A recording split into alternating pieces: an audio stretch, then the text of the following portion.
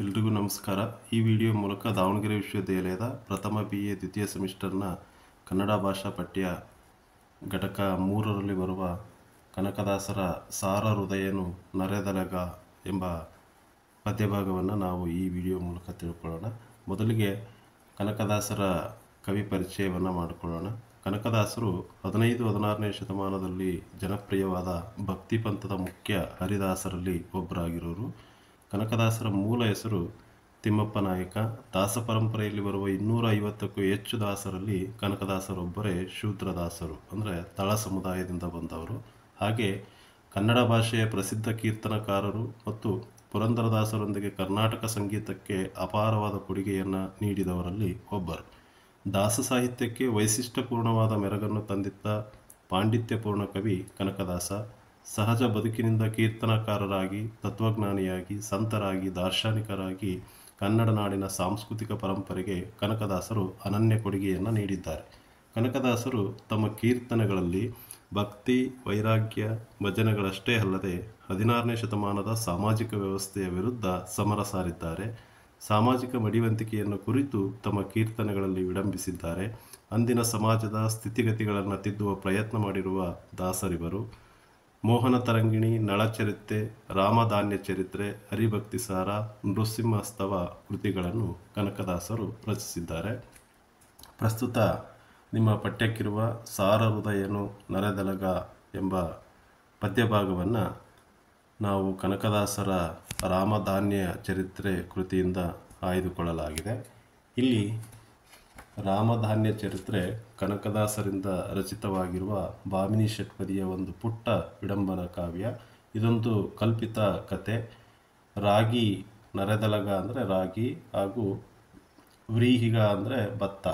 ರಾಗಿ ಮತ್ತು ಭತ್ತ ಇವರಿಬ್ಬರ ನಡುವೆ ಯಾರು ಹೆಚ್ಚು ಯಾರು ಕಮ್ಮಿ ಎಂಬ ಜಗಳ ಉದ್ಭವಿಸಿ ರಾಮನು ಇವರಿಬ್ಬರ ವ್ಯಾಜ್ಯವನ್ನು ಪರಿಹರಿಸಲೆಂದು ನರೆದಲಗವೇ ಉತ್ತಮವೆಂದು ಸಾರಿ ತೀರ್ಪನ್ನು ನೀಡುವುದನ್ನು ನಾವು ಈ ಕಥೆಯಲ್ಲಿ ನೋಡ್ತೀವಿ. ಕನಕದಾಸರು ಬದುಕಿದ್ದ ಕಾಲಘಟ್ಟದಲ್ಲಿ ವರ್ಗ ವರ್ಣ ಸಂಘರ್ಷ, ಸಂಸ್ಕೃತ ಕನ್ನಡ ಭಾಷೆಗಳ ತಾರತಮ್ಯಗಳ ಪ್ರತೀಕವಾಗಿ ಉಚ್ಚ ವರ್ಗಗಳ ಪ್ರತಿನಿಧಿಯಾಗಿ ಭತ್ತ, ಕೆಳವರ್ಗಗಳ ಪ್ರತಿನಿಧಿಯಾಗಿ ರಾಗಿಯು ಈ ಕಾವ್ಯದಲ್ಲಿ ಕಂಡುಬಂದಿದೆ. ಹೀಗಾಗಿ ರಾಮಧಾನ್ಯ ಚರಿತ್ರೆಯನ್ನು ನಾವು ರೂಪಕ ಕಾವ್ಯ ಅಂತಲೂ ಕೂಡ ಕರಿತೀವಿ.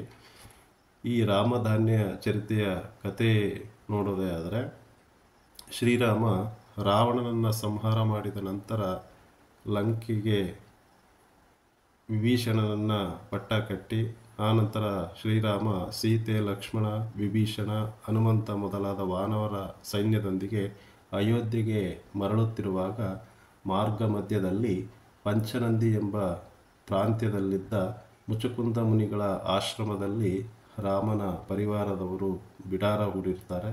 ಆಗ ರಾಮನ ಆಗಮನವನ್ನು ತಿಳಿದಂತಹ ಮುನಿಗಳೆಲ್ಲರೂ ಇವರಿಗೆ ವಿವಿಧ ಧಾನ್ಯಗಳಿಂದ ಸಿದ್ಧಪಡಿಸಿದ ಭಕ್ಷ್ಯ ಭೋಜನಗಳ ಔತಣವನ್ನು ಏರ್ಪಡಿಸಿರುತ್ತಾರೆ. ಆಗ ಅವರಲ್ಲಿ ಸಹಜವಾಗಿ ಧಾನ್ಯಗಳಲ್ಲಿ ಯಾವುದು ಶ್ರೇಷ್ಠ ಎಂಬ ಪ್ರಶ್ನೆ ಉದ್ಭವಿಸುತ್ತದೆ.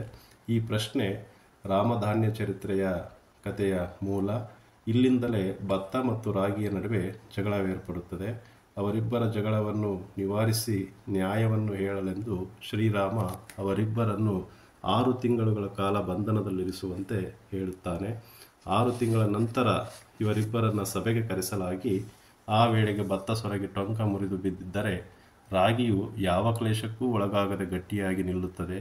ಕೊನೆಗೆ 6 ತಿಂಗಳುಗಳ ನಂತರವೂ ಸ್ವಲ್ಪವೂ ಕಾಂತಿಗುಂದದ ರಾಗಿಯೇ ರಾಮನ ಸಭೆಯಲ್ಲಿ ಶ್ರೇಷ್ಠತೆಯ ಪಟ್ಟ ದೊರೆಯುತ್ತದೆ. ಇಡೀ ಸಭೆಯು ರಾಗಿಯನ್ನು ಮೆಚ್ಚಿ ಹಾರೈಸುತ್ತದೆ. ಇದು ರಾಮಧಾನ್ಯ ಚರಿತ್ರೆಯ ಕತೆ. ಈಗ ನಾವು ಈ ಪದ್ಯಭಾಗಕ್ಕೆ ಬರೋದೇ ಆದರೆ, ಮೊದಲನೇ ಪದ್ಯದಲ್ಲಿ ಕನಕದಾಸರು ತನ್ನ ಈ ರಾಮಧಾನ್ಯ ಚರಿತ್ರೆಯ ಕಥೆಯನ್ನು ಕೇಳಿದಂಥವರಿಗೆ ಏನೆಲ್ಲ ಪ್ರಯೋಜನ ಆಗುತ್ತೆ ಅನ್ನೋದನ್ನು ಈ ಮೊದಲ ಪದ್ಯ ಭಾಗದಲ್ಲಿ ಹೇಳ್ತಾರೆ. ನೋಡಿ, ಸಾರ ಹೃದಯನು ನರೆದಲಗ.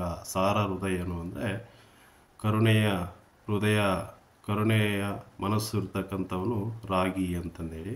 ಮೊದಲನೇ ಪದ್ಯ ನೋಡಿ, ರಾಮಧಾನ್ಯದ ಕೃತಿಯನ್ನು ಈ ಜನಧಾಮ ಎಲ್ಲ ಆಧರಿಸುವ ಅಂದದಿ ಭೂಮಿಗೆ ಅಚ್ಚರಿಯಾಗಿ ಪೇಳುವೆನು.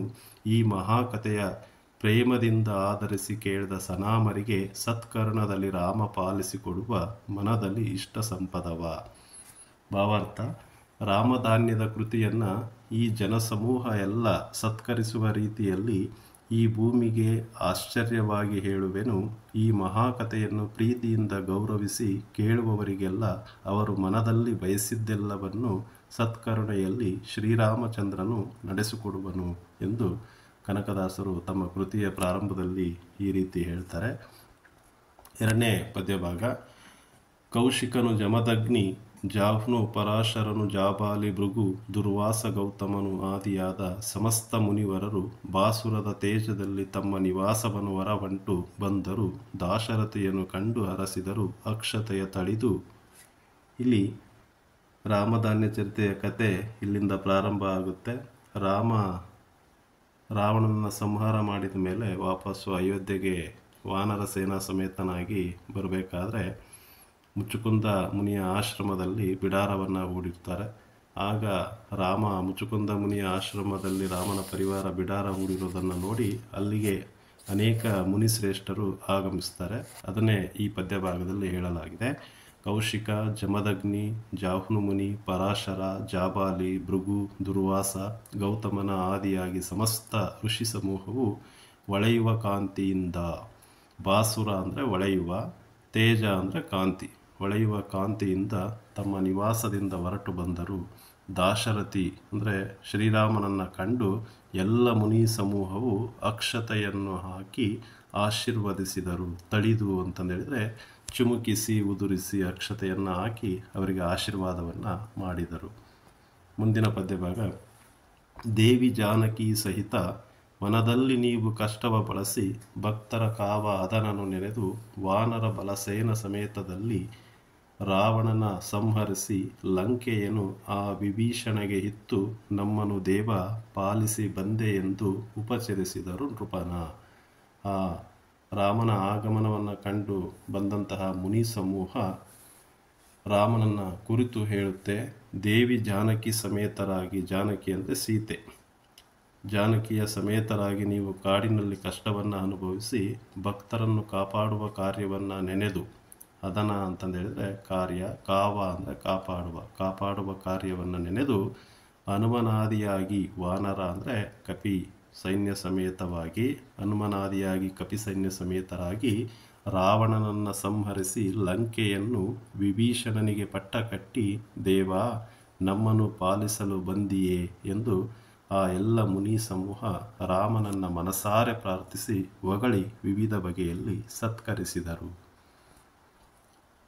ಮುಂದಿನ ಪದ್ಯಭಾಗ: ಸಾರ ಹೃದಯರು ನೀವು, ನಮಗೆ ಉಪಚಾರವು ಏಕೆ ಇದು, ನಿಮ್ಮಡಿಯ ಕರುಣಾರಸವೇ ಸಲಹುವುದು ನಮ್ಮನು ಸಾಕು ಅದು ಅಂತಿರಲಿ, ಹಾರಿಗೆ ಉಂಟು ಇದು ನಿಮ್ಮ ದರ್ಶನದ ಸೇರಿತು ಯಮಗೆ ಹಿಂದಿನಲಿ ಎಂದು ಉಪಚಾರದಿಂ ಸತ್ಕರಿಸಿ ಕುಳ್ಳಿರಿಸಿದನು ಮುನಿವರವ. ಇಲ್ಲಿ ಶ್ರೀರಾಮ ಆ ಮುನಿ ಸಮೂಹ ರಾಮನನ್ನು ಉಪಚರಿಸಿದ ಮೇಲೆ ಶ್ರೀರಾಮ ಈ ರೀತಿ ಹೇಳ್ತಾನೆ: ಸಾರ ಹೃದಯರು ನೀವು, ಸಾರ ಅಂದರೆ ಶ್ರೇಷ್ಠ ಸತ್ವ ಶಕ್ತಿಯುತವಾದಂತಹ ಹೃದಯವಂತರು ನೀವು, ನಮಗೆ ಉಪಚಾರವು ಏಕೆ, ನಿಮ್ಮಿಂದ ನಮಗೆ ಉಪಚಾರವೇಕೆ, ಇದು ನಿಮ್ಮಡಿಯ ಕರುಣಾರಸವೇ ಸಲಹುವುದು. ನಿಮ್ಮಡಿ ಅಂದರೆ ತಮ್ಮ ದಯೆಯ ಕರುಣಾರಸವೇ ನಮ್ಮನ್ನು ರಕ್ಷಿಸುತ್ತೆ, ಕಾಪಾಡುತ್ತೆ. ನಮ್ಮನ್ನು ಸಾಕು ಅದು ಅಂತಿರಲಿ, ಆರಿಗೆ ಉಂಟು ಇದು ನಿಮ್ಮ ದರ್ಶನ ಅಂದರೆ ನಿಮ್ಮನ್ನು ಕಾಣ್ತಕ್ಕಂತಹ ಈ ಸೌಭಾಗ್ಯ ಯಾರಿಗೆ ಇದೆ, ಯಮಗೆ ಇಂದಿನಲ್ಲಿ ಎಂದು ಉಪಚಾರದಿಂ ಸತ್ಕರಿಸಿ, ಉಪಚಾರದಿಂದ ಅವರೆಲ್ಲರನ್ನ ಉಪಚಾರದಿಂದ ಮುನಿ ಸಮೂಹವನ್ನು ಸತ್ಕರಿಸಿ ಶ್ರೀರಾಮ ಅವರನ್ನು ಕುಳ್ಳಿರಿಸ್ತಾನೆ, ಅಂದರೆ ಕೂತ್ಕೊಳ್ಳೋದಕ್ಕೆ ಹೇಳ್ತಾನೆ. ಮುಂದಿನ ಪದ್ಯಭಾಗ: ಅಲ್ಲಿ ನೆರೆದ ಮಹಾಮುನೀಶ್ವರರು ಎಲ್ಲ ತರಿಸಿದರು ಅಖಿಲ ವಸ್ತುವ, ಬೆಲ್ಲ ಸಕ್ಕರೆ ಜೇನುತುಪ್ಪ ರಸಾಯನಗಳಲ್ಲಿ ಬುಲ್ಲವಿಸಿ ರಚಿಸಿದ ಸುಭಕ್ಷಗಳು ಎಲ್ಲವನ್ನು ತುಂಬಿದರು, ಹೆಡಗೆಗಳಲ್ಲಿ ಜೋಡಿಸಿ ಒರೆಸಿ ತಂದರು ರಾಮನೋಲಗಕ್ಕೆ. ಅಂದರೆ ಅಯೋಧ್ಯೆಯತ್ತ ಬರುವಾಗ ಕಾಡಿನ ನಡುವೆ ಪಂಚನಂದಿ ಎಂಬ ಪ್ರಾಂತ್ಯದಲ್ಲಿದ್ದ ಮುಚುಕುಂದ ಮುನಿಗಳ ಆಶ್ರಮದಲ್ಲಿ ರಾಮನ ಪರಿವಾರದವರು ಬಿಡಾರ ಹೂಡಿರ್ತಾರೆ.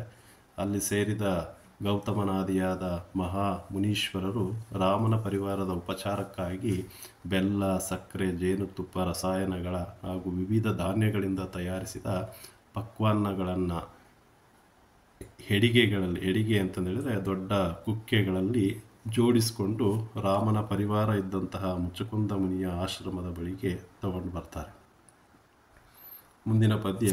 ತಂದು ಶಿಷ್ಯರು ಭಕ್ಷ್ಯಗಳ ಮುದದಿಂದ ಸುರಿಯಲು ನೋಡಿ ನಸುನಗೆ ಇಂದ ರಘುಕುಲ ಸಾರ್ವಭೌಮನು ಕರೆಸಿ ನಿಜ ಬಲಕ್ಕೆ ಅಂದು ಕೊಡಿಸಲು ನೋಡಿದರು. ರುಚಿಯಿಂದ ಸವಿದರು ಭೋಜ್ಯಗಳನ್ನು ಆನಂದದಲ್ಲಿ ಕೊಂಡಾಡಿದರು ವಾನರರು ಮುನಿವರರ. ಭಾವಾರ್ಥ ನೋಡಿ. ಮುನಿ ಸಮೂಹ ಶಿಷ್ಯಂದಿರು ಅಂದರೆ ಗೌತಮನಾದಿಯಾದ ಮುನಿ ಸಮೂಹದ ಶಿಷ್ಯಂದಿರು ಸಂತೋಷದಿಂದ, ಮುದದಿಂದ ಅಂದರೆ ಸಂತೋಷದಿಂದ ಆಹಾರಗಳನ್ನು ತಂದರು. ಅದನ್ನು ನೋಡಿ ನಸುನಗೆಯಿಂದ ರಾಮನು ಹಾಗೂ ಆತನೊಡನೆ ಬಂದ ದಾನವ ವಾನರ ಸೇನೆಯೆಲ್ಲ ರುಚಿಯಾದ ಭೋಜ್ಯಗಳೆಲ್ಲವನ್ನ ಮನಸಾರೆ ಸವಿದರು. ಕಪಿ ಸೈನ್ಯವು ಆ ಮುನಿವರವನ್ನು ಆನಂದದಿಂದ ಕೊಂಡಾಡಿದರು. ಮುಂದಿನ ಪದ್ಯ. ಅನಿಲಸುತ ಬಾರೆಂತು ರಘುನಂದನನು ಕರುಣದೊಳು ಇವರ ರುಚಿಯು ಎಂತೂ ಹೆನಲು ಕರಗಳ ಮುಗಿದು ಭಿನ್ನಯಿಸಿದನು ರಘುಪತಿಗೆ. ಇನಕುಲಾನ್ವಯ ತಿಲಕ ಚಿತ್ತೈಸು ಎನಗೆ ಸವಿಯಹುದು ಇನ್ನು ಧಾನ್ಯದ ತನುವ ನೀಕ್ಷಿಸಬೇಕು ದೇವರು ತರಿಸಿ ನೀವೆಂದ. ಭಾವಾರ್ಥ. ಆಗ ರಾಮನು ಹನುಮನನ್ನು ಕರೆದು ಆ ಭಕ್ಷ್ಯಗಳ ರುಚಿಯನ್ನು ಕುರಿತು ಪ್ರಶ್ನೆ ಮಾಡ್ತಾನೆ. ಆಗ ಹನುಮ ಭಕ್ಷ್ಯಗಳೇನೋ ಬಹಳ ರುಚಿಯಾಗಿವೆ, ಆದರೆ ಈ ಭಕ್ಷ್ಯಗಳನ್ನು ಯಾವ ಯಾವ ಧಾನ್ಯಗಳಿಂದ ತಯಾರಿಸಿದ್ದಾರೆ ಆ ಧಾನ್ಯಗಳೆಲ್ಲವನ್ನು ಒಮ್ಮೆ ತಾನು ನೋಡಬೇಕು, ದಯವಿಟ್ಟು ತಾವು ಆ ಧಾನ್ಯಗಳನ್ನು ತರಿಸಿ ಎಂದು ಹನುಮ ಶ್ರೀರಾಮನನ್ನು ಕೇಳುತ್ತಾನೆ. ಮುಂದಿನ ಪದ್ಯ ಭಾಗ. ಎನ್ನಲು ರಾಮನೃಪಾಲ ಗೌತಮ ಮುನಿಯನು ಈಕ್ಷಿಸಬೇಕು ಸಲೆ ತರಿಸು. ಈಕ್ಷಿಸು ಅಂದರೆ ನೋಡಬೇಕು, ಸಲೆ ತರಿಸು ಎನ್ನಲು ಧಾನ್ಯವನ್ನು ಒಡನೆಯೇ ಆಲೋಚಿಸಿದರು. ಈ ಹದನ ಅಂದರೆ ಕಾರ್ಯ ಮನನಲಿದು ತಮ್ಮ ಶಿಷ್ಯರ ವಿನಯದಿಂದಲೇ ಕರೆಸಿ ತಾರೆಂದು ಎನ್ನಲು ಮೆರೆದರು ತಳುವುದು ಅವರನ್ನು ತಂದು ಸಭೆಯೊಳಗೆ. ಅಂದರೆ ಹನುಮನ ಬಿನ್ನಹಕ್ಕೆ ಹಾಗೇ ಆಗಲಿ ಎಂದು ರಾಮನು ಗೌತಮ ಮುನಿಯನ್ನು ಧಾನ್ಯಗಳನ್ನು ತರಿಸಬೇಕು ಎಂದು ವಿನಯದಿಂದ ಕೇಳಿಕೊಳ್ಳುತ್ತಾನೆ. ಆಗ ಗೌತಮ ಮುನಿ ಶಿಷ್ಯರು ಎಲ್ಲ ತರಹದ ಧಾನ್ಯಗಳನ್ನು ಒತ್ತು ತಂದು ಅಲ್ಲಿದ್ದವರೆಲ್ಲರ ಮುಂದೆ ಆ ಧಾನ್ಯಗಳನ್ನು ಇಡುತ್ತಾರೆ. ಮುಂದಿನ ಪದ್ಯ. ನರೆದಲಗನು ಇದು ನೆಲ್ಲು ಹಾರಕ ಬರಗು ಜೋಳವು ಕಂಬು ಸಾಮೆಯು ಉರುತರದ ನವಣೆ. ಉರುತರ ಅಂದರೆ ವಿಶೇಷವಾದ ಶ್ರೇಷ್ಠವಾದ ನವಣೆ.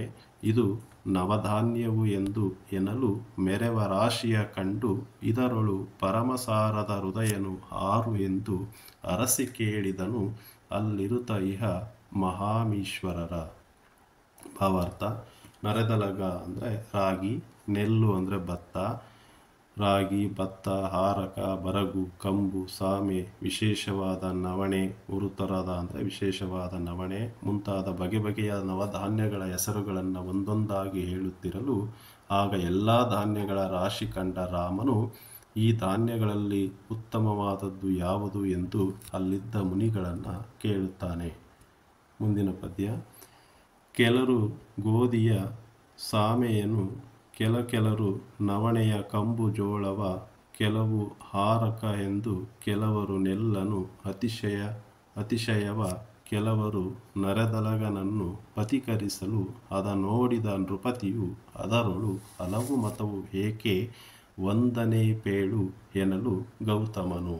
ಅಂದರೆ ಇಲ್ಲಿ ಕೆಲವರು ಆ ಧಾನ್ಯಗಳನ್ನು ನೋಡಿ ಗೋಧಿ ಚೆನ್ನಾಗಿ, ಇನ್ನು ಕೆಲವರು ಸಾಮೆ, ಇನ್ನು ಕೆಲವರು ನವಣೆಯನ್ನು, ಕೆಲವರು ಕಂಬು ಜೋಳವನ್ನು ಉತ್ತಮವೆಂದು ಹೇಳಿದರೆ, ಕೆಲವರು ಭತ್ತವನ್ನು ನೆಲ್ಲನ್ನು ಉತ್ತಮವೆಂದು, ಮತ್ತೆ ಕೆಲವರು ನರೆದಲಗ ರಾಗಿಯನ್ನು ಶ್ರೇಷ್ಠವೆಂದು ಹೇಳುವುದನ್ನು ನೋಡಿದ ಮಹಾರಾಜನು ಶ್ರೀರಾಮಚಂದ್ರನು ಅವುಗಳ ಶ್ರೇಷ್ಠತೆಯ ಬಗ್ಗೆ ಹಲವು ಅಭಿಪ್ರಾಯಗಳು ಏಕೆ, ಈ ಧಾನ್ಯಗಳಲ್ಲಿ ಯಾವುದಾದರೂ ಒಂದು ಶ್ರೇಷ್ಠ ಧಾನ್ಯ ಯಾವುದು ಅನ್ನೋದನ್ನು ಹೇಳಿ ಅಂತಂದೇಳಿ ಗೌತಮನಿಗೆ ಹೀಗೆ ಶ್ರೀರಾಮ ಕೇಳುತ್ತಾನೆ.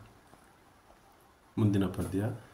ದಾಶರಥಿ ಚಿತ್ತೈಸು. ಚಿತ್ತೈಸು ಅಂದರೆ ಮನಸ್ಸು ಮಾಡು. ದಾಶರಥಿ ಅಂದರೆ ದಶರಥನ ಮಗ ರಾಮ. ರಾಮ ಮನಸ್ಸು ಮಾಡು, ನಮ್ಮಯ ದೇಶಕ್ಕೆ ಅತಿಶಯ ಅಂದರೆ ಶ್ರೇಷ್ಠನಾಗಿರ್ತಕ್ಕಂಥವನು ನರೆದಲಗ ಅಂದರೆ ರಾಗಿ, ನೆರೆದಲಗನೆ ವಾಸಿ ಅಂದರೆ ಶಕ್ತಿಯುತವಾಗಿರೋನು, ಸತ್ವಯುತವಾಗಿರೋನು, ವಾಸಿ ಉಳ್ಳವನು. ಈತ ಮಿಕ್ಕಿನ ಧಾನ್ಯವು ಏಕೆ ಎನ್ನಲು ಲೇಸನು ಹಾಡಿದೆ ಮುನಿಪ. ಗೌತಮ, ದೋಷರಹಿತನು ಪಕ್ಷಪಾತವನು ಈಸುಪರಿಯಲ್ಲಿ ಮಾಡುವರೆ ಶಿವ ಎಂದನು ಆ ವ್ರೀಹಿಗ ಅಂದರೆ ಭತ್ತ. ಅಂದರೆ ದಶರಥನ ಪುತ್ರನಾದ ಶ್ರೀರಾಮನೇ ಕೇಳು ಅಂತಂದೇಳಿ ಗೌತಮ ಮುನಿ ಹೇಳ್ತಾನೆ. ದಶರಥ ಪುತ್ರನಾದ ಶ್ರೀರಾಮನೇ ಕೇಳು, ನಮ್ಮ ದೇಶದಲ್ಲಿ ಶ್ರೇಷ್ಠವೆಂದರೆ ರಾಗಿಯೇ ಸರಿ. ಇವನು ಶಕ್ತಿ ಸತ್ವವನ್ನು ಹೊಂದಿರುವವನು, ಉಳಿದ ಧಾನ್ಯಗಳೇಕೆ ಎಂಬ ಮಾತನ್ನು ಕೇಳಿದ ವ್ರೀಹಿಗ ಅಂದರೆ ಭತ್ತ. ಇದೇನು ಗೌತಮ ಮುನಿಯೇ, ನೀನು ಒಳ್ಳೆಯ ಮಾತಾಡಿದೆಯಲ್ಲಪ್ಪ. ದೋಷರಹಿತನಾದ ನೀನು ಈ ರೀತಿ ಪಕ್ಷಪಾತ ಮಾಡಬಹುದೇ ಶಿವ ಅಂತಂದೇಳಿ ಭತ್ತ ರಾಗಿಯೇ ಶ್ರೇಷ್ಠ ಅಂತ ಗೌತಮ ಮುನಿ ಹೇಳಿದಾಗ ಭತ್ತ ಈ ರೀತಿ ಆ ಗೌತಮ ಮುನಿಗಳನ್ನು ಕೇಳುತ್ತೆ. ನೀವು ಒಳ್ಳೆ ಮಾತಾಡಿದ್ರಲ್ಲ, ದೋಷರಹಿತನಾದ ನೀನು ಈ ರೀತಿ ಪಕ್ಷಪಾತ ಮಾಡಬಹುದೇ ಧಾನ್ಯಗಳಲ್ಲಿ ಶಿವ ಅಂತಂದೇಳಿ ಭತ್ತ ಗೌತಮ ಮುನಿಯನ್ನು ಪ್ರಶ್ನೆ ಮಾಡುತ್ತೆ. ಮುಂದಿನ ಪದ್ಯ ಭಾಗ. ಎಲ್ಲ ಧರ್ಮದ ಸಾರವನ್ನು ನೀವು ಬಲ್ಲಿರಿ ಹರಿಯಿರೆ, ಎಲ್ಲರನ್ನು ನೀವು ಇಲ್ಲಿ ನುಡಿವ ಉಪೇಕ್ಷೆ ಉಂಟೆ ಸಾಕು ಅದಂತಿರಲಿ. ನೆಲ್ಲು ನಾನು ಹಿರೆ, ಗೋಧಿ ಮೊದಲಾದ ಎಲ್ಲ ಧಾನ್ಯಗಳು ಇರಲು ಇದರಲ್ಲಿ ಬಲ್ಲಿದನು ನರೆದಲಗನು ಎಂಬುದು ಇದು ಆವ ಮತ ಎಂದ. ಮತ ಅಂದರೆ ನ್ಯಾಯ. ಯಾವ ನ್ಯಾಯ ಇದು ರಾಗಿನೇ ಶ್ರೇಷ್ಠ ಅಂತ ಹೇಳೋದು ಅಂತಂದೇಳಿ ಗೌತಮ ಮುನಿಯನ್ನು ಮುಂದುವರೆದು ಆ ವ್ರೀಹಿಗ ಅಂದರೆ ಭತ್ತ ಕೇಳುತ್ತೆ. ಮುಂದುವರೆದು ಭತ್ತ ಗೌತಮ ಮುನಿಗೆ ಈ ರೀತಿ ಹೇಳುತ್ತೆ. ಎಲ್ಲ ಧರ್ಮಗಳ ಸಾರ ನಿಮಗೆ ತಿಳಿದಿದೆ, ನಿಮಗೆ ಎಲ್ಲರ ಬಗ್ಗೆ ತಿಳಿದಿಲ್ಲವೇ? ಹೀಗಿದ್ದು ಇಲ್ಲಿ ಈ ರೀತಿ ಕಡೆಗಣಿಸಿ ಉಪೇಕ್ಷೆ ಮಾಡಿ ಅಂದರೆ ಕಡೆಗಣಿಸಿ ಮಾತನಾಡುವುದು ಸರಿಯೇ? ಸಾಕು, ಅದು ಹಾಗಿರಲಿ. ಭತ್ತ ನಾನಿರುವಾಗ, ಗೋಧಿ ಮೊದಲಾದ ಧಾನ್ಯಗಳೆಲ್ಲ ಇಲ್ಲಿರುವಾಗ ಇವರಲ್ಲಿ ರಾಗಿಯೇ ಶ್ರೇಷ್ಠ ಶ್ರೀಮಂತ ಎಂದು ಹೇಳುವುದು ಇದು ಯಾವ ನ್ಯಾಯ?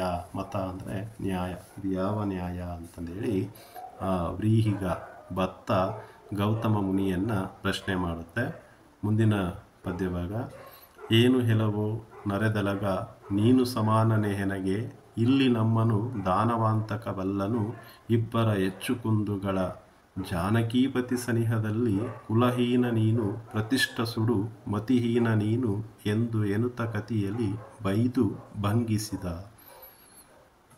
ಮುಂದುವರೆದು ಭತ್ತ ವ್ರೀಹಿಗ ಅಂದರೆ ಭತ್ತ ರಾಗಿಯನ್ನು ಕುರಿತು ಹೀಯಾಳಿಸೋದಕ್ಕೆ ಪ್ರಾರಂಭ ಮಾಡುತ್ತೆ. ಭಾವಾರ್ಥ ನೋಡಿ. ನಂತರ ರಾಗಿಯನ್ನು ಕುರಿತು ವ್ರೀಹಿಗನು ಭತ್ತ ಈ ರೀತಿ ಹೇಳ್ತಾನೆ. ಎಲವೋ ನರೆದಲಗ ಅಂದರೆ ರಾಗಿ. ಎಲವೋ ನರೆದಲಗ, ಇಲ್ಲಿ ನೀನು ನನಗೆ ಸಮಾನನೇ. ದಾನವಾಂತಕ ಅಂದರೆ ವಿಷ್ಣು. ದಾನವಾಂತಕನಾದ ಭಗವಂತನೇ ನಮ್ಮಿಬ್ಬರಲ್ಲಿ ಯಾರು ಹೆಚ್ಚು ಯಾರು ಕಡಿಮೆ ಎಂಬುದನ್ನು ಬಲ್ಲನು. ಜಾನಕೀಪತಿಯಾದ ಶ್ರೀರಾಮನ ಸನಿಹದಲ್ಲಿ ಈಗ ಕುಲಹೀನನಾದ ಮತಿಹೀನನಾದ ನೀನು ಇರುವೆಯಲ್ಲ. ಕುಲಹೀನ ಅಹಂಕಾರಿ, ಪ್ರತಿಷ್ಠಾ ಅಂದರೆ ಅಹಂಕಾರಿ, ಸುಡು ಮತಿಹೀನ ಅಂದರೆ ಬುದ್ಧಿಗೇಡಿಯಾದ ಹೀನ ನೀನು ಎಂದು ಕೋಪದಿಂದ, ಕತಿ ಅಂದರೆ ಕೋಪದಿಂದ ಬೈದು ಭಂಗಿಸಿದ ಅಂದರೆ ಜರೆದನು ಅಂತ. ಮುಂದುವರೆದು ಮತ್ತೆ ಭತ್ತ ಆ ರಾಗಿಯನ್ನು ಟೀಕೆ ಮಾಡೋದನ್ನು ಮುಂದುವರಿಸುತ್ತೆ. ಲೋಕದಲ್ಲಿ ಅಧಿಕ ಭೋಜನವಿದು ಎಂದು ಆಕೆವಾಳರು ಬುಧರು ಜರೆದು ನಿರಾಕರಿಸಿ ಬಿಡಲಂತೂ ನೀ ಶೂದ್ರ ಅನ್ನವು ಆದೆಯಲ. ನಾಕನಿಳೆಯರು ಸಾಕ್ಷಿ, ನಿನ್ನ ವಿವೇಕಿಗಳು ಮೆಚ್ಚುವರೆ ಬಾಹಿರ. ಸಾಕು ನಡೆ, ನೀನಾವ ಮಾನ್ಯನು ಕಡೆಗೆ ತೊಲಗೆಂದ. ಮುಂದುವರೆದು ವ್ರೀಹಿಗ ಭತ್ತ ರಾಗಿಯನ್ನು ತೆಗಳೋದಕ್ಕೆ ಟೀಕೆ ಮಾಡೋದಕ್ಕೆ ಪ್ರಾರಂಭ ಮಾಡುತ್ತೆ. ಲೋಕದಲ್ಲಿ ನೀನು ಮಹಾಭೋಜನವೆಂದೇ ಆಕೆವಾಳರು ಅಂದರೆ ವೀರರು, ಬುಧರು ಅಂದರೆ ವಿದ್ವಾಂಸರು ನಿನ್ನನ್ನು ನಿರಾಕರಿಸಿದರಲ್ಲವೇ? ಅದಕ್ಕೆ ನೀನು ಶೂದ್ರ ಅನ್ನವಾದೆ ಅಲ್ಲವೇ? ಆ ದೇವತೆಗಳೇ ಸಾಕ್ಷಿ. ನಾಕನಿಳೆಯರು ಅಂದರೆ ದೇವತೆಗಳೇ, ನಾಕ ಅಂದರೆ ಸ್ವರ್ಗ, ಆ ಸ್ವರ್ಗದ ದೇವತೆಗಳೇ ಸಾಕ್ಷಿ. ವಿವೇಕಿಗಳೆನಿಸಿಕೊಂಡವರು ಯಾರಾದರೂ ನಿನ್ನನ್ನು ಮೆಚ್ಚುವರೆ. ಛೀ ಬಾಹಿರ, ಇಲ್ಲಿ ನೀನ್ಯಾವ ಮಾನ್ಯನೋ, ಸಾಕು ತೊಲಗು ಇಲ್ಲಿಂದ ಎಂದು ವ್ರೀಹಿಗ ನರೆದಲಗನಿಗೆ ರಾಗಿಗೆ ಹೇಳ್ತಾನೆ. ಮುಂದುವರಿದು ಭತ್ತ ಹೇಳುತ್ತೆ, ಕ್ಷಿತಿಯ ಅಮರರ ಉಪನಯನದಲ್ಲಿ ಸುವ್ರತ ಸುಭೋಜನ ಪರಮ ಮಂತ್ರಾಕ್ಷತೆಗಳಲ್ಲಿ ಶುಭ ಶೋಭನದಲ್ಲಿ ಆರತಿಗೆ ಹಿರಿಯರಲ್ಲಿ ಕ್ರತುಗಳ ಹೆಡೆಯ ಹೊಳಗೆ ಅರಮನೆಯಲ್ಲಿ ಪ್ರತಿದಿನವೂ ರಂಜಿಸುತ್ತ ದೇವರಿಗೆ ಅತಿಶಯದ ನೈವೇದ್ಯ ತಾನು ಇಹೆನು ಎಂದನು ಆ ವ್ರೀಹಿಗ. ಕ್ಷಿತಿಯ ಅಮರರು, ಕ್ಷಿತಿ ಅಂದರೆ ಭೂಮಿ, ಅಮರರು ಅಂದರೆ ದೇವತೆಗಳು.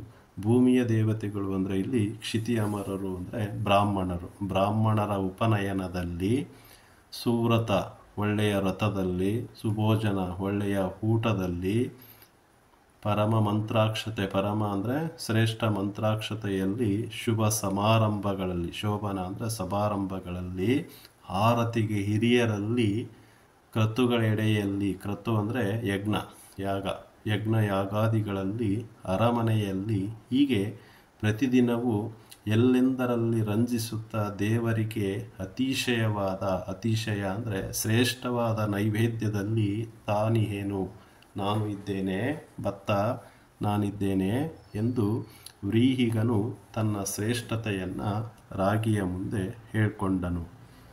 ಮುಂದಿನ ಪದ್ಯ ಮುಂದುವರಿದು ಭತ್ತ ಹೇಳುತ್ತೆ, ಜನಪರಿಗೆ ಶಿಶುಗಳಿಗೆ ಬಾಂಧವ ಜನರ ಹೆಡೆಗೆ ಬ್ರಹ್ಮರ ಸಮಾರಾಧನೆಗೆ ವಿದ್ಯಾರಂಭ ಕಾಲಕ್ಕೆ ಸಕಲ ಭೂಸುರರ ಮನೆಗಳಲ್ಲಿ ಹರಿದಿವಸದ ಉಪಾಸನೆಗಳಲ್ಲಿ ತಾ ಯೋಗ್ಯನು ಹೌದು ಎಂದು ಎನಿಸಿಕೊಂಬೆನು, ನೀನು ಅಯೋಗ್ಯನು ಭ್ರಷ್ಟ ತೊಲಗೆಂದ.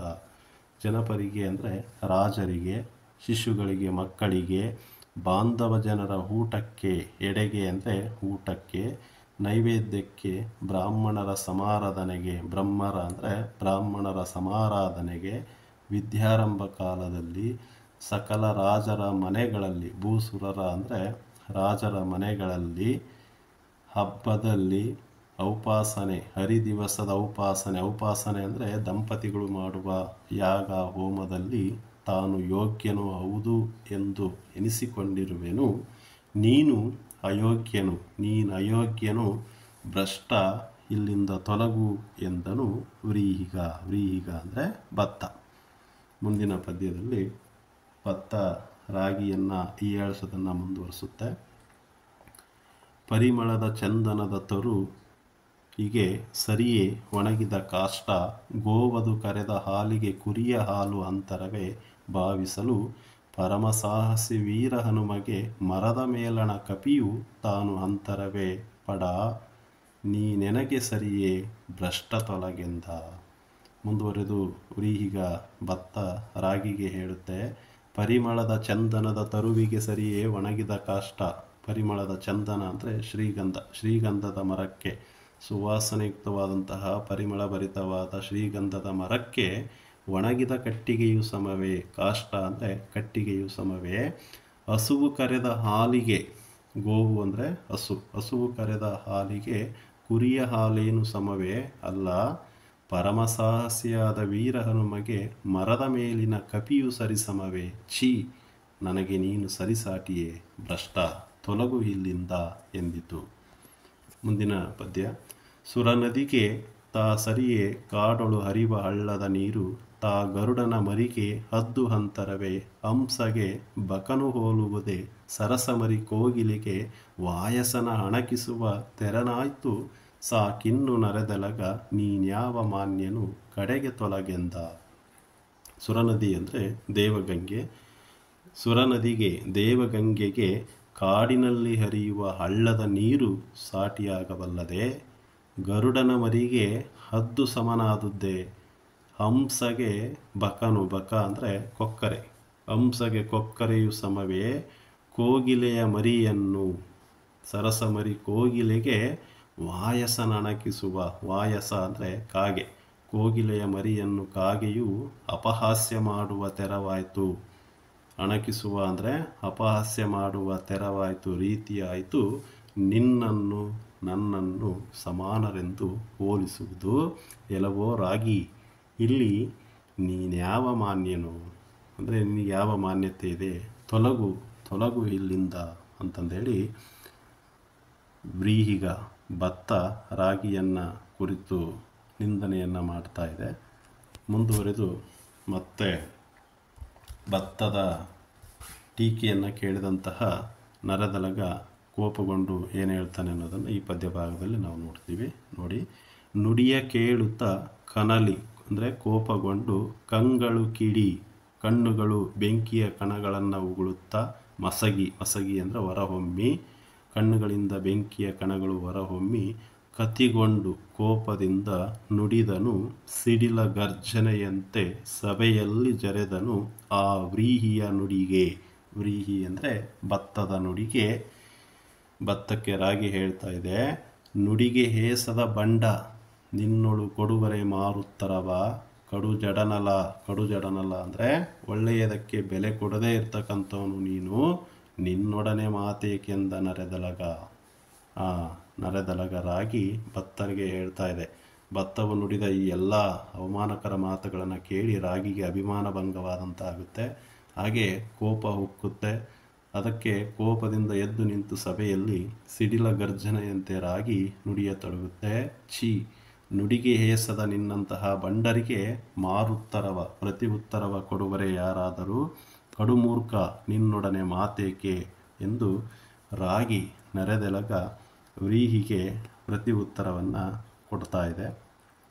ಮುಂದಿನ ಪದ್ಯಭಾಗ, ಸತ್ಯಹೀನನು ಬಡವರನ್ನು ಕಣ್ಣೆತ್ತಿ ನೋಡೆ ಧನಾಢ್ಯರನು ಬೆಂಬತ್ತಿ ನಡೆವ ಅಪೇಕ್ಷೆ ನಿನ್ನದು ಹೇಳಲು ಏನು ಅದನ್ನು ಎತ್ತ ಬಾಣಂತಿಯರು ರೋಗಿಗೆ ಪಥ್ಯ ನೀನು ಇಹೆ ಎಣದ ಬಾಯಿಗೆ ತುತ್ತು ನೀನು ಇಹೆ ನಿನ್ನ ಜನ್ಮ ನಿರರ್ಥಕವು ಎಂದ. ಮುಂದುವರೆದು ನರೆದಲಗ ರಾಗಿ ಭತ್ತವನ್ನು ಕುರಿತು ಹೇಳ್ತಾ ಇದೆ. ವ್ರೀಹಿಗನ ಮಾತನ್ನು ಕೇಳಿ ರಾಗಿ ಸುಮ್ಮನಿರುತ್ತೆ. ಅದಕ್ಕೆ ಈ ರೀತಿ ಪ್ರತ್ಯುತ್ತರವನ್ನು ನೀಡುತ್ತೆ. ಸತ್ಯಹೀನನಾಗಿರುವೆ ನೀನು. ಭತ್ತಕ್ಕೆ ರಾಗಿ ಹೇಳ್ತಾ ಇದೆ, ನೀನು ಸತ್ಯಹೀನನಾಗಿರುವೆ, ಬಡವರನ್ನು ಕಣ್ಣೆತ್ತಿ ನೋಡುವುದಿಲ್ಲ. ಧನಾಢ್ಯ ಅಂದರೆ ಧನವಂತರನ್ನು ಮಾತ್ರ ನೀನು ಬೆಂಬತ್ತಿ ಹಿಂಬಾಲಿಸಿ ಹೋಗುವ ಅಪೇಕ್ಷೆ ನಿನ್ನದು. ಎತ್ತ ಬಾಣಂತಿಯರು ಮತ್ತು ರೋಗಿಗಳಿಗೆ ನೀನು ಪಥ್ಯವಾಗಿರುವೆ. ಅಂದರೆ ಭತ್ತ ಅಕ್ಕಿಯನ್ನು ಎತ್ತ ಬಾಣಂತಿಯರಿಗೆ ಹೆರಿಗೆಯಾದ ಹೊಸದರಲ್ಲಿ ಗಟ್ಟಿ ಆಹಾರ ತಿನ್ನಬಾರ್ದು ಅಂತಂದೇಳಿ ಅನ್ನವನ್ನು ಮೆತ್ತಗೆ ಮಾಡಿಕೊಡ್ತಕ್ಕಂಥದ್ದು. ಎತ್ತ ಬಾಣಂತಿಯರು ಹಾಗೂ ರೋಗಿಗಳಿಗೆ ನೀನು ಪಥ್ಯವಾಗಿರುವೆ, ಆಹಾರವಾಗಿರುವೆ. ಅಲ್ಲದೆ ಎಣದ ಬಾಯಿಗೆ ತುತ್ತಾಗುವೆ. ಸತ್ತ ಎಣದ ಬಾಯಿಗೆ ಅಕ್ಕಿ ಕಾಳನ್ನು ಹಾಕ್ತಾರಲ್ಲ, ಇಲ್ಲಿ ಅದನ್ನು ಹೇಳ್ತಾ ಇದ್ದಾರಾಗಿ. ಅಲ್ಲದೆ ಹೆಣದ ಬಾಯಿಗೆ ತುತ್ತಾಗಿರುವೆ, ನಿನ್ನ ಜನ್ಮ ವ್ಯರ್ಥವಾದುದು ಎಂದು ರಾಗಿ ಭತ್ತವನ್ನು ಜರಿಯುತ್ತೆ. ಮುಂದಿನ ಪದ್ಯಭಾಗ, ಸತ್ತ ದಿನದ ಆರವ್ಯ ಮನುಜರ ಮತ್ತೆ ಕರ್ಮವ ಒತ್ತು ಪಿಂಡವನು ಹಿತ್ತು ತಪ್ಪದೆ ಮತ್ತೆ ವಾಯಸ ಕುಲವ ಕರೆದು ತುತ್ತನು ಹಿಡುವರು ಎಳ್ಳು ದರ್ಬೆಗೆ ತೆತ್ತಿಗನು ನೀನಾದೆ ಕೀರ್ತಿಯ ಹೊತ್ತುಕೊಂಡೆ ದುರಾತ್ಮ ನಿನ್ನೊಳು ಮಾತದು ಏಕೆಂದ.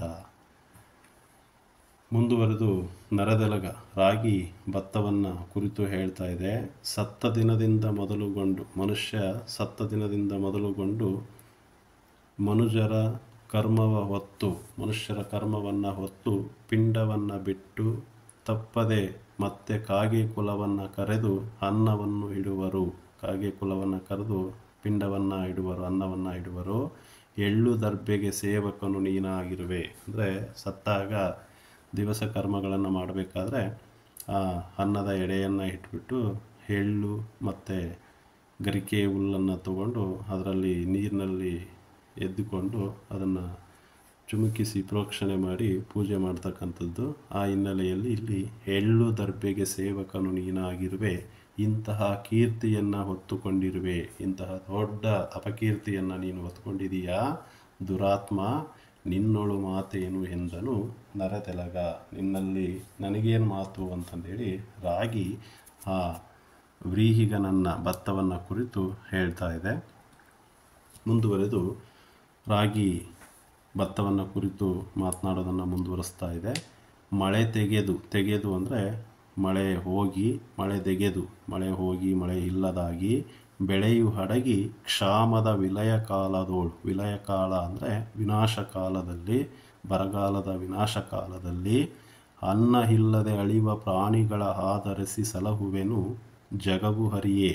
ಎಲವೋ ನೀನು ಎಲ್ಲಿ ಇಹೆಯೋ, ನಿನ್ನಯ ಬಳಗವದು ತಾನು ಎಲ್ಲಿ ಇಹುದು. ಈ ಹಲವು ಹುಲುಧಾನ್ಯಗಳು ಎನಗೆ ಸರಿದೊರೆಯೇ ಕೇಳು ಎಂದ. ಅಂದರೆ ರಾಗಿ ಮುಂದುವರೆದು ಭತ್ತವನ್ನು ಕುರಿತು ಹೇಳ್ತಾ ಇದೆ. ಈ ಜಗತ್ತಿಗೆಲ್ಲ ತಿಳಿದಿರುವಂತೆ ಜಗವರಿಯೇ ಅಂದರೆ ಈ ಜಗತ್ತಿಗೆಲ್ಲ ತಿಳಿದಿರುವಂತೆ ಮಳೆ ಹೋಗಿ, ಮಳೆ ತೆಗೆದು ಅಂದರೆ ಮಳೆ ಹೋಗಿ, ಬೆಳೆಯಡಗಿ, ಬೆಳೆ ಇಲ್ಲದಂತಾಗಿ, ಕ್ಷಾಮ ಕಾಲದಲ್ಲಿ, ಘೋರ ಬರಗಾಲದಲ್ಲಿ ಅನ್ನವಿಲ್ಲದೆ ನಾಶವಾಗುವ ಪ್ರಾಣಿಗಳನ್ನು ನಾನು ಆಧರಿಸಿ ಕಾಪಾಡುತ್ತೇನೆ. ಎಲವೋ ಆಗ ನೀನೆಲ್ಲಿರುವೆಯೋ, ನಿನ್ನ ಬಳಗವೆಲ್ಲಿರುವುದೋ. ಈ ಹಲವು ಹುಲುಧಾನ್ಯಗಳು, ಹುಲುಧಾನ್ಯ ಅಂತಂದರೆ ಅಲ್ಪ ಧಾನ್ಯಗಳ, ಹೀನ ಧಾನ್ಯಗಳು ನನಗೆ ಸರಿಸಮಾನವೇ ಕೇಳು ಎಂದು ರಾಗಿ ಭತ್ತವನ್ನು ಕುರಿತು ಹೇಳ್ತಾ ಇದೆ. ಮುಂದುವರೆದು ರಾಗಿ ತನ್ನ ಮಾತನ್ನು ಮುಂದುವರಿಸುತ್ತೆ. ಬಲ್ಲಿದರು ಅಂದರೆ ಶ್ರೀಮಂತರು ಬರಲು ಬಡವರಲ್ಲಿ ನಿನ್ನಲ್ಲಿ ಉಂಟು ಉಪೇಕ್ಷೆ. ನೀನು ಶ್ರೀಮಂತರು ಬಂದರು ಅಂತಂದೇಳಿದರೆ ಬಡವರ ಬಗ್ಗೆ ನಿನ್ನಲ್ಲಿ ಉಪೇಕ್ಷೆ ಇದೆ, ತಾತ್ಸಾರ, ಅಲಕ್ಷ್ಯ ಇದೆ. ನಮ್ಮಲ್ಲಿ ಸಲ್ಲದು ಈ ಪರಿಪಕ್ಷಪಾತವದು. ಆದರೆ ನನ್ನಲ್ಲಿ ಈ ರೀತಿ ಶ್ರೀಮಂತ ಬಡವ ಅನ್ನೋ ಪಕ್ಷಪಾತ ಇಲ್ಲ. ಭಾವಿಸಲು ಹಾಗೆ ಯೋಚಿಸಿದರೆ ಬಲ್ಲಿದರು ಬಡವರುಗಳು ಎನ್ನದೆ ಎಲ್ಲರನ್ನು ರಕ್ಷಿಸುವೆ ನಿರ್ದಯನು ಅಲ್ಲ ತಾ ನಿನ್ನಂತೆ ಎಲೆ ಕುಟಿಲ. ಕುಟಿಲ ಅಂದರೆ ಎಲೆ ವಂಚಕನೇ, ಕುಟಿಲಾತ್ಮವೇ, ವಂಚಕ ಆತ್ಮವೇ ಹೋಗೆಂದ. ಅಂದರೆ ರಾಗಿ ಭತ್ತವನ್ನು ಕುರಿತು ಹೇಳ್ತಾ ಇದೆ. ಶ್ರೀಮಂತರು ಬಂದರೆ ನೀನು ಶ್ರೀಮಂತರ ಪರವಾಗಿ ಹೋಗ್ತೀಯ, ಬಡವರಿಗೆ ನಿನ್ನಲ್ಲಿ ತಾತ್ಸಾರ ಇದೆ, ಅಲಕ್ಷ್ಯ ಇದೆ. ನಮ್ಮಲ್ಲಿ ಈ ರೀತಿಯ ಪಕ್ಷಪಾತ ಇಲ್ಲ. ಹಾಗೆ ನೋಡಿದರೆ ಬಲ್ಲಿದರು ಬಡವರು ಎನ್ನದೆ ಎಲ್ಲರನ್ನು ರಕ್ಷಿಸುವ ಕೆಲಸವನ್ನು ನಾನು ಮಾಡ್ತೇನೆ. ನೀನು ದಯೆ ಇಲ್ಲದೆ ಇರ್ತಕ್ಕಂತಹ ನಿರ್ದಯನು, ಎಲೆ ಕುಟಿಲಾತ್ಮವೇ ಹೋಗೆಂದ. ವಂಚನೆಯ ಆತ್ಮವೇ ಹೋಗು ಇಲ್ಲಿಂದ ಅಂತಂದೇಳಿ ರಾಗಿ ಭತ್ತವನ್ನು ಕುರಿತು ಹೇಳ್ತಾ ಇದೆ. ಮುಂದುವರೆದು ರಾಗಿ ಹೇಳುತ್ತೆ, ನಾನೆಲೈ ಲೋಕದಲ್ಲಿ ನಿರ್ದಯನು. ಅಂದರೆ ನಾನೇನೋ ಈ ಲೋಕದಲ್ಲಿ ಕರುಣೆ ಇಲ್ಲದವನು, ನಿರ್ದಯನು, ಕರುಣೆ ಇಲ್ಲದವನು. ಬಳಿಕ ಏನಲೈ ಸದ್ಧರ್ಮದಲ್ಲಿ ಮಧುಪಾನ ಹಾದೆಯಲ ದುರಾತ್ಮಕ. ನಿನ್ನ ಸೇವಿಸಿದ ದಾನವರು ಮಾನವ ಕಿರಾತಕರು ಜ್ಞಾನವಳಿದು ಅಂದರೆ ನಾಶವಾಗಿ, ಜ್ಞಾನ ನಾಶವಾಗಿ ವಿಕಾರದಲ್ಲಿ ಮತಿಹೀನರು ಅಂದರೆ ಬುದ್ಧಿಹೀನರಾದರು. ನಿನ್ನ ಗುಣ ಏನು ಎಂದರು ಆ ವ್ರೀಹಿಗ. ಅಂದರೆ ಆ ವ್ರೀಹಿಯನ್ನು ಕುರಿತು ರಾಗಿ ಹೇಳ್ತಾ ಇದೆ, ನಾನೇನೋ ಈ ಲೋಕದಲ್ಲಿ ನಿರ್ದಯನು, ನಾನಲ್ಲ, ನೀನು ನಿರ್ದಯನು. ಸದ್ಧರ್ಮದಲ್ಲಿ ನೀನು ಮಧುಪಾನವಾದೆ, ದುರಾತ್ಮಕ. ನಿನ್ನ ಸೇವಿಸಿದ ದಾನವರು ಮಾನವರು ಕಿರಾತಕರು ಜ್ಞಾನ ಹಳಿದು ವಿಕಾರದಲ್ಲಿ ಬುದ್ಧಿಹೀನರಾದರು. ನಿನ್ನ ಗುಣವು ಏನು? ನೀನು ಈ ರೀತಿ ಅತಿಶಯ ಅಂತಂದೇಳಿದರೆ ಶ್ರೇಷ್ಠತೆಯನ್ನು ಆಡಬಹುದೇ, ಅಧಿಕವಾಗಿ ಮಾತನಾಡಬಹುದೇ ಅಂತಂದೇಳಿ ರಾಗಿ ಭತ್ತವನ್ನು ಕುರಿತು ತನ್ನ ಮಾತನ್ನು ಮುಂದುವರಿಸ್ತಾ ಇದೆ. ಈ ರೀತಿ ರಾಗಿ ಮತ್ತು ಭತ್ತದ ನಡುವೆ ಜಗಳ ಏರ್ಪಟ್ಟಂತಹ ಸನ್ನಿವೇಶದಲ್ಲಿ ಆ ಸಭೆಯಲ್ಲಿ ಇದ್ದಂತಹ ಎಲ್ಲರೂ ಈ ಭತ್ತ ಮತ್ತು ರಾಗಿಯ ಜಗಳವನ್ನು ವೀಕ್ಷಣೆ ಮಾಡ್ತಾ ಇರ್ತಾರೆ. ರಾಮನಾದಿಯಾಗಿ ಎಲ್ಲ ಮುನಿ ಸಮೂಹದವರು ನೋಡಿ. ಮಸೆದುದು ಇತ್ತಂಡಕ್ಕೆ, ಮಸೆದುದು ಅಂದರೆ ತಿಕ್ಕಾಟವಾಯಿತು. ಇತ್ತಂಡಕ್ಕೆ ಎರಡೂ ತಂಡಕ್ಕೆ, ಎರಡು ಗುಂಪಿಗೆ. ಯಾವ ಎರಡು ಗುಂಪಿಲ್ಲಿ? ಒಂದು ರಾಗಿ, ಇನ್ನೊಂದು ಭತ್ತ. ಮಸೆದುದು ಇತ್ತಂಡಕ್ಕೆ ಮತ್ಸರ ಪಿಸುಣ ಅಂದರೆ ಚಾಡಿಕೋರತನ. ಬಲ್ಲರು ಅತಿ ನಿಷ್ಠೂರರು ವಾದಿಸಲು ಕಂಡನು ನೃಪತಿ ಅಂದರೆ ಇಲ್ಲಿ ರಾಜ ಅಂದರೆ ಶ್ರೀರಾಮ. ಮನದಲ್ಲಿ ನೋಡಿ ನಸುನಗುತ್ತ ಇಸುಣರ್ ಇವದಿರ್ ಅಂದರೆ ಇವರ ಮತ್ಸರವ ಮಾಣಿಸುವ ಅಂದರೆ ಕೊನೆಯಾಗಿಸುವ, ನಾಶ ಮಾಡುವ, ಇವರಲ್ಲಿರ್ತಕ್ಕಂತಹ ಮತ್ಸರವನ್ನು ಕೊನೆಯಾಗಿಸುವ, ನಾಶ ಮಾಡುವ ಹದನ ಏನು ಅಂದರೆ ವಿಧಾನ ಯಾವುದು, ರೀತಿ ಏನು ಎನ್ನುತ್ತಾ ಯೋಚಿಸಿದ ಸುರಮುನೀಪ ಅಂದರೆ ದೇವತೆಗಳ ಮುನಿಯಾದಂತಹ ಗೌತಮನನ್ನು ನೋಡೇ ಗೌತಮ ಮುನೀಪನು ಇಂತು ಎಂದ. ಗೌತಮ ಮುನೀಪನು ಈ ರೀತಿ ಹೇಳಿದ ಅಂತಂದೇಳಿ. ಭಾವಾರ್ಥ: ಚಾಡಿಕೋರರು ಬಹಳ ನಿಷ್ಠೂರ ಮನೋಭಾವದವರಾಗಿದ್ದ ಎರಡೂ ಗುಂಪುಗಳ ನಡುವೆ ಮಾತಿಗೆ ಮಾತು ಬೆಳೆದು ತಿಕ್ಕಾಟವಾಯಿತು. ಅದನ್ನು ನೋಡಿದ ರಾಜನು ನಸು ನಗುತ್ತಾ, ಇವರೆಲ್ಲ ಪಿಸುಣರು, ಚಾಡಿಕೋರರು, ಇವರೆಲ್ಲರ ಮತ್ಸರವನ್ನು ಕೊನೆಯಾಗಿಸುವುದು ಹೇಗೆ ಎಂದು ಯೋಚಿಸುತ್ತಾ ಗೌತಮ ಮುನಿಗಳ ಕಡೆಗೆ ನೋಡುತ್ತಾನೆ. ರಾಮನ ಪ್ರಶ್ನಾರ್ಥಕ ನೋಟವನ್ನು ನೋಡಿದ ಗೌತಮ ಮುನಿಯು ಈ ಮುಂದಿನಂತೆ ಹೇಳುತ್ತಾನೆ. ಇಲ್ಲಿ ಮುಂದುವರೆದು ಶ್ರೀರಾಮ ಆ ಸಭೆಯಲ್ಲಿ ಯಾವ ಧಾನ್ಯ ಶ್ರೇಷ್ಠ ಅನ್ನೋದನ್ನು ನಿರ್ಣಯ ಮಾಡೋದಕ್ಕೆ ಒಂದು ನಿರ್ಣಯವನ್ನು ಹೇಳ್ತಾನೆ ಶ್ರೀರಾಮ. ಪರಮಧಾನ್ಯದೊಳು ಇಬ್ಬರೇ ಇವರು, ಇರಲಿ ಸೆರೆಯೊಳು 6 ತಿಂಗಳು, ಹಿರಿದು ಕಿರಿದು ಎಂಬ ಇವರ ಪೌರುಷವ ಅರಿಯಬಹುದು. ಇನ್ನು ಪುರಕ್ಕೆ ಗಮನಿಸಿ ನಾವು ನಿಮ್ಮನ್ನು ಕರೆಸುವೆವು ಕೇಳು ಎನ್ನುತ್ತಾ ಅಯೋಧ್ಯಾಪುರಿಗೆ ಪಯಣವ ಮಾಡ ಹೇಳಿದನು ಆ ವಿಭೀಷಣಗೆ. ಶ್ರೀರಾಮ ಈ ರೀತಿ ಹೇಳ್ತಾನೆ. ಪರಮಧಾನ್ಯದೊಳು, ಪರಮ ಅಂದರೆ ಶ್ರೇಷ್ಠ ಧಾನ್ಯದಲ್ಲಿ ಇಬ್ಬರೇ ಇವರು, ಶ್ರೇಷ್ಠ ಧಾನ್ಯಗಳಲ್ಲಿ ರಾಗಿ ಭತ್ತ ಇವರಿಬ್ಬರೇ ಇವರು, ಇರಲಿ ಸೆರೆಯೊಳಗೆ 6 ತಿಂಗಳು, ಇವರಿಬ್ಬರನ್ನು 6 ತಿಂಗಳು ಸೆರೆಯೊಳಗೆ ಹಾಕಿ ಇರಿದು ಕಿರಿದು ಎಂಬತಕ್ಕಂತಹ ಇವರ ಪೌರುಷವನ್ನು ನಾವು 6 ತಿಂಗಳ ಕಾಲ ಸೆರೆಯಲ್ಲಿ ಇಟ್ಟರೆ ತಿಳ್ಕೋಬೋದು. ಇನ್ನು ಪುರಕ್ಕೆ ಗಮನಿಸಿ ನಾವು ನಿಮಗೆ ಕರೆಸುವೆವು ಅಂದರೆ ನಾವು ಅಯೋಧ್ಯೆಗೆ ಹೋದ ನಂತರ 6 ತಿಂಗಳ ನಂತರ ನಿಮ್ಮನ್ನು ಮತ್ತೆ ಕರೆಸುತ್ತೇವೆ ಎನ್ನುತ್ತಾ ಅಯೋಧ್ಯಾಪುರಿಗೆ, ಪುರಿ ಅಂದರೆ ಪಟ್ಟಣ, ಅಯೋಧ್ಯ ಪಟ್ಟಣಕ್ಕೆ ಪ್ರಯಾಣವನ್ನು ಮಾಡಲು ಹೇಳಿದನು ಆ ವಿಭೀಷಣಗೆ. ತನ್ನ ಜೊತೆಯಲ್ಲಿ ಬಂದಂತಹ ವಿಭೀಷಣಗೆ ಇನ್ನು ನಾವು ಇಲ್ಲಿಂದ ಈ ಮುಚಕುಂದ ಮುನಿಯ ಆಶ್ರಮದಿಂದ ಅಯೋಧ್ಯೆಯ ಕಡೆಗೆ ಪ್ರಯಾಣವನ್ನು ಬೆಳೆಸೋಣ ಅಂತಂದೇಳಿ ವಿಭೀಷಣಗೆ ಶ್ರೀರಾಮ ಹೇಳಿ ಆ 2 ಭತ್ತ ಮತ್ತು ರಾಗಿಗಳನ್ನು 6 ತಿಂಗಳ ಕಾಲ ಸೆರೆಯಲ್ಲಿ ಇಡೋದಕ್ಕೆ ಆ ಗೌತಮ ಮುನಿಗಳಿಗೆ ಹೇಳಿ ಅಲ್ಲಿಂದ ಪ್ರಯಾಣವನ್ನು ಬೆಳೆಸ್ತಾರೆ. ಇತ್ತ ರಾಮ ತನ್ನ ಪರಿವಾರದೊಡನೆ ಅಯೋಧ್ಯೆಗೆ ಬಂದು ಪಟ್ಟಾಭಿಷಕ್ತನಾಗ್ತಾನೆ. 6-7 ತಿಂಗಳುಗಳ ನಂತರ ಮುಚಕುಂದ ಮುನಿಯ ಆಶ್ರಮದಲ್ಲಿ ನಡೆದಿದ್ದ ನರೆದಲಗ ಮತ್ತು ವ್ರೀಹಿಗರ ಪ್ರಸಂಗವನ್ನು ಶ್ರೀರಾಮ ನೆನೆಸಿಕೊಂಡು ಅವರಲ್ಲಿ ಯಾರು ಗಟ್ಟಿಗರು ಮತ್ತು ಜನಸಮುದಾಯಕ್ಕೆ ಹೆಚ್ಚಿನ ಉಪಯೋಗವಾಗುತ್ತಿದೆ ಎಂಬುದನ್ನು ತೀರ್ಮಾನಿಸಲೆಂದು ಒಂದು ದಿನ ತನ್ನ ವಡ್ಡೋಲಗದಲ್ಲಿ ಅಂದರೆ ಸಭೆಯಲ್ಲಿ ಈ ಸಂಗತಿಯನ್ನು ಪ್ರಸ್ತಾಪ ಮಾಡ್ತಾನೆ. ನೋಡಿ ಪದ್ಯ: ಕೇಳು ಲಕ್ಷ್ಮಣ ಕೇಳು ಜಾಂಬವ, ಕೇಳು ನಳ ನೀಲಾದಿ ಸುಭಟ್ಟರೆ ಕೇಳಿರೈ, ನರೆದಲೆಗ ವ್ರೀಹಿಯರು ಸೆರೆಯೊಳು ಇರ್ದ, ಅವರ ಕಾಲ ಸವೆದುದು ದಿವಸ ಹಿಂದಿಗೆ 7 ತಿಂಗಳು ಕಳೆದವು, ಅವಧಿರ ಪಾಲಿಸಲು ಬೇಕು ಅನಿಲ ಸುತ ನೀ ಕರೆದುತ ಎಂದ. ಶ್ರೀರಾಮ ಹೇಳ್ತಾನೆ, ಕೇಳು ಲಕ್ಷ್ಮಣ ಕೇಳು ಜಾಂಬವ, ಕೇಳು ನಲ ನೀಲಾದಿ ಸುಭಟ್ಟರು ಕೇಳಿರೈ, ನರೆದಲಗ ವೀರ್ಹಿಯರು ಸೆರೆಯೊಳು ಇದ್ದರು. ನರೆದಲಗ ಅಂದರೆ ಇಲ್ಲಿ ರಾಗಿ ಮತ್ತು ಭತ್ತ ಸೆರೆಯೊಳಗೆ ಇದ್ದಾರೆ. ಅವರ ಕಾಲ ಸವೆದುದು, 6 ತಿಂಗಳ ಅವರ ಕಾಲ ಮುಗಿದಿದೆ. ದಿವಸವು ಹಿಂದಿಗೆ 7 ತಿಂಗಳು, ಈ ದಿನಕ್ಕೆ 7 ತಿಂಗಳು ಕಳೆದಿದ್ದಾವೆ. ಅವಧಿರ ಪಾಲಿಸಲು ಬೇಕು ಅಂದರೆ ಅವರ ನಿರ್ಣಯವನ್ನು ತೀರ್ಮಾನವನ್ನು ನಾವು ಮಾಡಬೇಕು. ಅನಿಲ ಸುತ ನೀ ಕರೆದುತ್ತಾರೆಂದ. ಅನಿಲ ಸುತ ಅಂದರೆ ಇಲ್ಲಿ ಹನುಮನಿಗೆ ಹೇಳ್ತಾ ಇದ್ದಾನೆ ಶ್ರೀರಾಮ. ಆ ವ್ರೀಹಿಗ ಮತ್ತು ನರೆದಲಗ ಭತ್ತ ಮತ್ತು ರಾಗಿಯನ್ನು ಸೆರೆಯಲ್ಲಿರ್ತಕ್ಕಂತಹ ಭತ್ತ ರಾಗಿಯನ್ನು ನೀನು ಈ ಸಭೆಗೆ ಕರೆದುತ್ತಾ ಅಂತಂದೇಳಿ ಹನುಮನಿಗೆ, ಅನಿಲ ಸುತನಿಗೆ ಶ್ರೀರಾಮ ಹೇಳ್ತಾನೆ. ನೆಕ್ಸ್ಟು ಮುಂದಿನ ಪದ್ಯ ನೋಡಿ.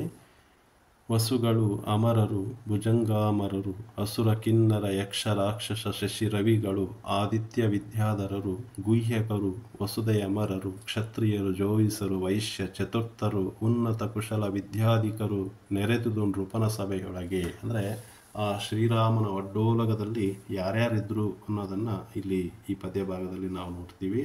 ವಸುಗಳು ಅಮರರು, ಭುಜಂಗಾಮರರು, ಅಸುರರು, ಕಿನ್ನರರು, ಯಕ್ಷ, ರಾಕ್ಷಸರು ಇವರೆಲ್ಲರೂ ಕೂಡ ಪ್ರಾಚೀನ ಇಂಡಿಯಾದಲ್ಲಿ ಕಾಡು ಬೆಟ್ಟಗುಡ್ಡಗಳಲ್ಲಿ ನೆಲೆಸಿದ್ದಂತಹ ಬುಡಕಟ್ಟು ಜನ ಸಮುದಾಯದವರು.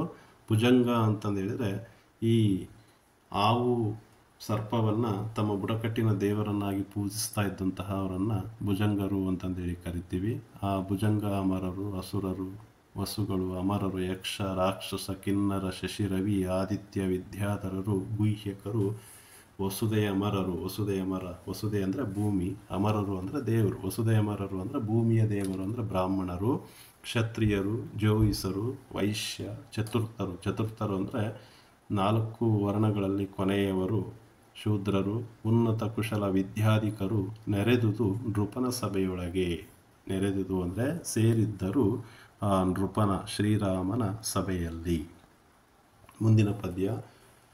6 ನುಡಿಯಿರೆ ನೀವು ಹಿರಿಯರು ಮೀರಿಸುವರು 6 ಇವರೊಳಗೆ ಗುಣಸಾರನ್ ಅವನು ಪೇಳು ಎನ್ನಲು ಜಾಂಬಾರಿ ನಸುನಗುತ್ತ ಸಾರ ಹೃದಯನು ನರೆದಲಗ ನಿಸ್ಸಾರನು ಈ ವಿರಿಹಿ ಎನ್ನಲು ಗುಣನಿಧಿ ಮಾರುತ ಆತ್ಮಜ ನೋಡಿದನು ಸನ್ನೆಯಲಿ ನಾರದನ. ಜಾಂಬಾರಿ ಅಂತ ಹೇಳಿದರೆ ಇಲ್ಲಿ ಇಂದ್ರನನ್ನು ನಾವು, ಜಂಬಾಸುರ ಎಂಬ ರಾಕ್ಷಸನ ವೈರಿ ಇಂದ್ರನನ್ನು ನಾವು ಜಾಂಬಾರಿ ಅಂತಂದೇಳಿ ಕರಿತೀವಿ. ಅಂದರೆ ಆ ಶ್ರೀರಾಮನ ಡೋಲಗದಲ್ಲಿ ದೇವೇಂದ್ರನು ಕೂಡ, ಇಂದ್ರನು ಕೂಡ ಇದ್ದಾನೆ. ರಾಮನ ಸಭೆಯನ್ನು ಉದ್ದೇಶಿಸಿ ಇಂದ್ರ ಹೇಳ್ತಾ ಇದ್ದಾನೆ, ನೀವು ಹಿರಿಯರು ಯಾರು ಹೇಳಿ, ಹೆಚ್ಚಾದ ಗುಣಸಾರನು ಇವರಲ್ಲಿ ಯಾರು ಎಂದು ಹೇಳಿ ಎನ್ನಲು ಆ ಶ್ರೀರಾಮ ಆ ರೀತಿ ಕೇಳಿದಾಗ ದೇವೇಂದ್ರ ನಸುನಗುತ್ತಾ ಸಾರ ಹೃದಯನು ನರೆದಲಗ. ಸಾರ ಹೃದಯನು ಅಂದರೆ ಕರುಣೆಯಿಂದ ಕೂಡಿದ ಮನಸ್ಸುಳ್ಳವನು, ನರೆದಲಗರಾಗಿ ನಿಸ್ಸಾರನು ಈ ವ್ರೀಹಿಗ. ನಿಸ್ಸಾರ ಅಂದರೆ ಕರುಣೆ ಇಲ್ಲದ ಮನಸ್ಸುಳ್ಳವನು, ಈ ವ್ರೀಹಿ ಅಂದರೆ ಭತ್ತ ಎನ್ನಲು ಗುಣನಿಧಿಯಾದ ಹನುಮನು, ಗುಣನಿಧಿಯಾದಂತಹ ಮಾರುತಾತ್ಮಜ. ಮಾರುತ ಅಂದರೆ ಗಾಳಿ, ಆತ್ಮಜ ಅಂದರೆ ಗಾಳಿಯ ಮಗ, ಪವನಸುತ ಹನುಮನು ನೋಡಿದನು ಸನ್ನೆಯಲ್ಲಿ ನಾರದರ. ಅಲ್ಲೇ ಇದ್ದಂತಹ ನಾರದ ಮಹರ್ಷಿಗಳ ಕಡೆಗೆ ಸನ್ನೆಯಲ್ಲಿ ನೋಡ್ತಾನೆ ಹನುಮ. ಈ ರೀತಿ ದೇವೇಂದ್ರ ಸಾರ ಹೃದಯನು ನರೆದಲಗ ಅಂತ ಹೇಳಿದಾಗ ಹನುಮ ಅಲ್ಲೇ ಇದ್ದಂತಹ ನಾರದ ಮುನಿಗಳನ್ನು ಸನ್ನೆಯಲ್ಲಿ ನೋಡ್ತಾನೆ. ಮುಂದಿನ ಪದ್ಯಭಾಗ. ಅಹುದು ಸುರಪನ ಮಾತು ನಿಶ್ಚಯವು ಹೌದು ನರೆದಲಗನೇ ಸಮರ್ಥನು ಬಹಳ ಬಲಯುತ ಸೆರೆಗೆ ತಳ್ಳಲು ಕಾಂತಿ ಕೆಡಲಿಲ್ಲ ಸಹಜವಿದು ಪರಪಕ್ಷವಾದಡೆ ವ್ರೀಹಿ ಕರಗಿ ಕಂದಿದನು ಸೆರೆಯಲ್ಲಿ ವಿಹಿತವದು ಕೇಳು ಎಂದು ನಾರದ ನುಡಿದ ನಸುನಗುತ್ತಾ. ಅಂದರೆ ದೇವೇಂದ್ರನು ಆ ರೀತಿ ಸಾರ ಹೃದಯನು ನರೆದಲಗ ಅಂತಂದೇಳಿ ಆ ಸಭೆಯಲ್ಲಿ ಹೇಳಿದಾಗ ಮುಂದುವರೆದು ಅದಕ್ಕೆ ಪೂರಕವಾಗಿ ನಾರದ ಮಹರ್ಷಿಗಳು ಕೂಡ ಅದೇ ಮಾತನ್ನೇ ಈ ಪದ್ಯಭಾಗದಲ್ಲಿ ಹೇಳ್ತಾರೆ. ಅಹುದು ಸುರಪನ ಮಾತು ನಿಶ್ಚಯವು. ಸುರಪ ಅಂತಂದೇಳಿದ್ರೆ ಇಲ್ಲಿ ದೇವೇಂದ್ರ. ಹೌದು ದೇವೇಂದ್ರನ ಮಾತು ನಿಶ್ಚಯಬಹುದು. ನಿಶ್ಚಯ ಅಂದರೆ ನಿಜವಾಗಿರ್ತಕ್ಕಂಥದ್ದು. ನೆರೆದಲಗನೇ ಸಮರ್ಥನು. ನರೆದಲಗ ಅಂದರೆ ರಾಗಿಯೇ ಸಮರ್ಥನು, ಬಹಳ ಬಲಯುತ ಸೆರೆಗೆ ತಳ್ಳಲು ಕಾಂತಿ ಕೆಡಲಿಲ್ಲ. ಅವನನ್ನು ನಾವು 6 ತಿಂಗಳ ಕಾಲ ಸೆರೆಗೆ ಹಾಕಿದರೂ ಕೂಡ ತನ್ನ ಕಾಂತಿಯನ್ನು ಅವನು ಕಳ್ಕೊಳ್ಳಿಲ್ಲ. ಪರಪಕ್ಷವಾದೊಡೆ. ಪರಪಕ್ಷ ಅಂದರೆ ಇಲ್ಲಿ ಭತ್ತ, ಬೇರೆ ಪಕ್ಷದ ಧಾನ್ಯವಾಗಿರ್ತಕ್ಕಂತಹ ವ್ರೀಹಿಗ ಭತ್ತ ಕರಗಿ ಕಂದಿದನು. ಕರಗಿ ತನ್ನ ಕಾಂತಿಯನ್ನು ಭತ್ತ ಕಳ್ಕೊಂಡಿದೆ. ಕಂದಿದನು ಸೆರೆಯಲ್ಲಿ ವಿಹಿತವದು ಕೇಳು ಎಂದು ನಾರದ ನುಡಿದ ನಸುನಗುತ್ತಾ. ನಾರದ ಮಹರ್ಷಿಗಳು ಈ ರೀತಿ ನಸುನಗುತ್ತಾ ದೇವೇಂದ್ರನ ಮಾತಿಗೆ ಪೂರಕವಾಗಿ ಅವರು ಕೂಡ ಅದೇ ಮಾತನ್ನೇ ಹೇಳ್ತಾರೆ. ಅಹುದೌದು ಸುರಪನ ಮಾತು ನಿಶ್ಚಯಬಹುದು ನರೆದೆಲಗನೇ ಸಮರ್ಥನು ಬಹಳ ಬಲಯುತ ಸೆರೆಗೆ ತಳ್ಳಲು ಕಾಂತಿಗೆಡಲಿಲ್ಲ ಸಹಜವಿದ್ದ ಪರಪಕ್ಷವಾದಡೆ ವ್ರೀಹಿ ಕರಗಿ ಕಂದಿದನು ಸೆರೆಯಲ್ಲಿ ವಿಹಿತವಿದು ಕೇಳು ಎಂದು ನಾರದ ನುಡಿದನು ನಸುನಗುತ್ತಾ. ಮುಂದಿನ ಅಧ್ಯಾಯಭಾಗ. ಸುರಮುನಿಗಳು ಇಂತು ಹೆನಲು ಭೂಸುರವರರು ಸಂತೋಷಿಸಲು ಸಭಿಕರು ನರೆದಲಗ ನೀ ಬಾ ಎನ್ನುತ್ತಾ ರಾಮನೃಪಾಲ ನೆರೆಮೆಚ್ಚಿ ಕರೆದುಕೊಟ್ಟನು ತನ್ನ ನಾಮವ ಧರೆಗೆ ರಾಘವನೆಂಬ ಹೆಸರಾಯಿತು ಇರದೆ ವಿರಿಹಿ ನಾಚಿದನು ಸಭೆಯಲ್ಲಿ ಶಿರವ ಭಾಗಿಸಿದ. ಮುಂದುವರಿದು ಶ್ರೀರಾಮ ಆ ದೇವೇಂದ್ರ ಮತ್ತು ನಾರದ ಮಹರ್ಷಿಗಳು ಸಾರ ಹೃದಯನು ನರೆದಲಗ ಅಂತಂದೇಳಿ ನಿರ್ಣಯವನ್ನು ಮಾಡಿದಾಗ ಸುರರು ಮುನಿಗಳು ಧಾನ್ಯಗಳ ಪೈಕಿ ನೆರೆದೆಲಗನೇ ಉತ್ತಮನೆಂದು ಒಪ್ಪಿ ನುಡಿದಾಗ ಆ ಎಲ್ಲರ ಸಮಕ್ಷಮದಲ್ಲಿ ಶ್ರೀರಾಮ ರಾಮನ ರೂಪಾಲ ಏನು ಮಾಡ್ತಾನೆ, ಆ ನರೆದಲಗನನ್ನು ಉತ್ತಮನೆಂದು ಘೋಷಿಸಿ ತನ್ನ ಹೆಸರಾದ ರಾಘವನೆಂಬ ನಾಮವನ್ನೇ ನರೆದಲಗನಿಗೆ, ರಾಗಿಗೆ ರಾಘವ ಅನ್ನೋ ಹೆಸರನ್ನು ಕೊಡ್ತಾನೆ ಆ ಸಭೆಯಲ್ಲಿ ಶ್ರೀರಾಮ. ಆಗ ಆ ಸಭೆಯಲ್ಲೇ ಇದ್ದಂತಹ ವ್ರೀಹಿ ಭತ್ತ ಸಭೆಯಲ್ಲಿ ಇರೋದಕ್ಕೆ ಆಗದೆ ನಾಚಿ ಅವನು ತನ್ನ ಶಿರವನ್ನು ಬಾಗಿಸ್ತಾನೆ, ಅಂದರೆ ತಲೆಯನ್ನು ತಗ್ಗಿಸಿ ಭತ್ತ ಆ ಸಭೆಯಲ್ಲಿ ನಿಂತ್ಕೊಳ್ಳುತ್ತೆ. ಮುಂದಿನ ಪದ್ಯ ಭಾಗ. ಆಗ ಆ ಭತ್ತ ಸಭೆಯಲ್ಲಿ ತಲೆ ತಗ್ಗಿಸಿ ನಾಚಿಕೊಂಡು ನಿಂತಿರೋದನ್ನು ನೋಡಿ ಶ್ರೀರಾಮ ಈ ರೀತಿ ಹೇಳ್ತಾನೆ, ಮರುಳೆ ಬಾರೈ ವ್ರೀಹಿ ಮನದಲ್ಲಿ ಕೊರಗಿ ಚಿಂತಿಸಲೇಕೆ, ನಾವು ಈ ನರೆದಲಗನ ಅತಿಶಯವ ಮಾಡಿದೆವು ಎಂದು ಕನಲಿದೆಯಾ, ಧರೆಗೆ ಹೊದ್ದಿದ ಕ್ಷಾಮಗಾಲದಿ ಕರುಣದಿನ್ ನಡೆತಂದು ಲೋಕವ ಹೊರೆವನು ಅದು ಕಾರಣವೇ ಪತಿಕರಿಸಿದೆವು ಕೇಳು. ಶ್ರೀರಾಮ ಆ ವ್ರೀಹಿಗನನ್ನ ಭತ್ತನನ್ನು ಸಮಾಧಾನ ಮಾಡ್ತಾ ಇದ್ದಾನೆ. ಮರುಳೈ ಬಾರೈ, ಮರುಳೆ ಉಚ್ಚ, ಬಾಯಿಲಿ ತಿಳಿಗೇಡಿಯೇ ಬಾಯಿಲಿ, ಮನದಲ್ಲಿ ಕೊರಗೆ ಚಿಂತಿಸಲೇಕೆ, ಮನಸ್ಸಿನಲ್ಲಿ ನೀನು ಯಾಕೆ ಚಿಂತಿಸ್ತಾ ಇದ್ದೀಯಾ, ಏಕೆ ಕೊರಗ್ತಾ ಇದೀಯಾ, ಅತಿಶಯವ ಮಾಡಿದೆವು, ನಾವು ಈ ನರೆದಲಗನ ಅತಿಶಯವ ಮಾಡಿದೆವು, ನಾವು ರಾಗಿಯನ್ನು ಶ್ರೇಷ್ಠತೆ ಅಂತಂದೇಳಿ ಯಾಕೆ ಮಾಡಿದ್ದೀವಿ ಅಂತಂದೇಳಿದರೆ ಈ ಭೂಮಿಗೆ ಕ್ಷಾಮಗಾಲದಲ್ಲಿ ಕರುಣದಿಂದ ನಡೆದಂಥವನು ರಾಗಿ, ಹಾಗಾಗಿ ಆ ಕಾರಣದಿಂದ ಅದನ್ನು ನಾವು ಪಥೀಕರಿಸಿದೆವು ಅಂತಂದೇಳಿದರೆ ಅದನ್ನು ನಾವು ಅಂಗೀಕರಿಸಿದ್ದೇವೆ. ಅಷ್ಟು ಬಿಟ್ಟರೆ ನೀನು ಕೂಡ ಧಾನ್ಯದಲ್ಲಿ ಶ್ರೇಷ್ಠನಾಗಿರುವವನು ಅಂತಂದೇಳಿ ಶ್ರೀರಾಮ ಹೇಳ್ತಾನೆ. ಭಾವಾರ್ಥ ನೋಡಿ. ಹೀಗೆ ಸಭೆಯಲ್ಲಿ ರಾಗಿಯು ಎಲ್ಲರಿಂದ ಪ್ರಶಂಸೆ ಪಡೆದುದನ್ನು ಕಂಡು ತನಗಾದ ಮಾನಭಂಗವನ್ನು ನೆನೆಯುತ್ತಾ ಚಿಂತೆಗೊಳಗಾಗಿದ್ದ ವ್ರೀಹಿಗನನ್ನು ರಾಮನು ಕರೆದು ಪ್ರೇಮದಿಂದ ಮಾತನಾಡಿಸಿದನು. ಅಯ್ಯ ವ್ರೀಹಿಗ, ಏಕೆ ಕೊರಗುತ್ತೀಯೇ? ನಾವು ಭೂಮಿಯಲ್ಲಿ ನರೆದಲಗನೇ ಉತ್ತಮನೆಂದು ಹೇಳಿದ್ದನ್ನು ಕೇಳಿ ಕೋಪಗೊಂಡಿರುವೆಯಾ? ಈತನು ಕ್ಷಾಮಕಾಲದಲ್ಲೂ ಜನರನ್ನು ಕರುಣೆಯಿಂದ ಕಾಯುತ್ತಾನಾದ್ದರಿಂದ ಅವನನ್ನು ಅಂಗೀಕರಿಸಿದೆವು ಅಷ್ಟೇ ಹೊರತು ನಿನ್ನನ್ನು ಹೀಗಳೆಯುವುದು ನಮ್ಮ ಉದ್ದೇಶವಲ್ಲ ಎಂದು ಶ್ರೀರಾಮ ಆ ವ್ರೀಹಿಗನಿಗೆ ಭತ್ತಕ್ಕೆ ಹೇಳ್ತಾನೆ. ಮುಂದಿನ ಪದ್ಯ.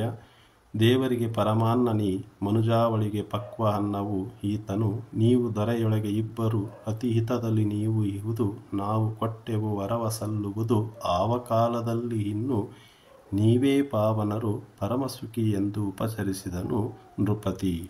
ಮುಂದುವರಿದು ಶ್ರೀರಾಮ ಹೇಳ್ತಾ ಇದ್ದಾನೆ, ದೇವರಿಗೆ ಪರಮಾನ್ನ ನೀನು, ದೇವರಿಗೆ ಪರಮಾನ್ನ ಉತ್ತಮವಾದಂತಹ ಅನ್ನ ನೀನಾಗಿದ್ದೀಯಾ, ಮಾನವ ಸಮುದಾಯಕ್ಕೆ ಪಕ್ವ ಅನ್ನ ನೀನು, ಮನುಷ್ಯ ಸಮುದಾಯಕ್ಕೆ ಪಕ್ವ ಅನ್ನ ಅಂದರೆ ಬೆಂದಂತಹ ಉತ್ತಮವಾದಂತಹ ಅನ್ನ ನೀನಾಗಿದ್ದೀಯಾ.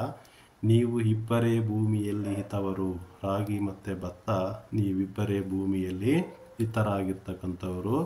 ನಾವು ವರವನ್ನು ನಿಮಗೆ ಕೊಟ್ಟಿದ್ದೇವೆ, ಆವ ಕಾಲದಲ್ಲಿ ಸಲ್ಲುವುದು ಇನ್ನು ನೀವೇ ಪರಮಸುಖಿ ಪಾವನರು. ಎಲ್ಲ ಕಾಲದಲ್ಲಿಯೂ ನೀವು ಜನಸಮುದಾಯಕ್ಕೆ ಬೇಕಾದವರಾಗಿ ಬಾಳುವಂತಾಗಲಿ ಮತ್ತು ಜನಸಮುದಾಯಕ್ಕೆ ನಿಮ್ಮಿಂದ ಆನಂದ ಹಾಗೂ ನೆಮ್ಮದಿಯು ದೊರೆಯುವಂತಾಗಲಿ ಎಂಬ ವರವನ್ನು ನಿಮ್ಮಿಬ್ಬರಿಗೂ ನಾವು ನೀಡಿದ್ದೇವೆ. ನಿಮ್ಮಿಬ್ಬರಿಂದ ಜನರ ಜೀವನ ಪಾವನವಾಗುತ್ತದೆ, ಅಂದರೆ ಜನಸಮುದಾಯ ಉಳಿದು ಬೆಳೆದು ಬಾಳುತ್ತದೆ ಎಂದನು ಶ್ರೀರಾಮ. ಈ ರೀತಿ ರಾಮಧಾನ್ಯ ಚರಿತ್ರೆಯಲ್ಲಿ ಕೆಳ ವರ್ಗದವರ ಸಂಕೇತವಾಗಿ ನರೆದಲಗ ರಾಗಿ ಕಾಣಿಸಿಕೊಂಡ್ರೆ, ಮೇಲ್ವರ್ಗದವರ ಶ್ರೀಮಂತ ವರ್ಗದವರ ಧಾನ್ಯವಾಗಿ ಭತ್ತ ವ್ರೀಹಿ ಕಾಣಿಸ್ಕೊಳ್ಳುತ್ತೆ. ಹೀಗೆ ಇವರಿಬ್ಬರ ಜಗಳದಲ್ಲಿ ಕೊನೆಗೆ ಸಾರ ಹೃದಯನು ನರೆದಲಗ ಅಂದರೆ ಕರುಣೆಯ ಮನಸ್ಸುಳ್ಳವನು ರಾಗಿ ಎಂಬತಕ್ಕಂತಹ ನಿರ್ಣಯಕ್ಕೆ ಬರ್ತಕ್ಕಂಥದ್ದನ್ನು ನಾವು ಈ ರಾಮಧಾನ್ಯ ಚರಿತ್ರೆಯ ಕಥೆಯಲ್ಲಿ ನೋಡ್ತೀವಿ. ಧನ್ಯವಾದಗಳು.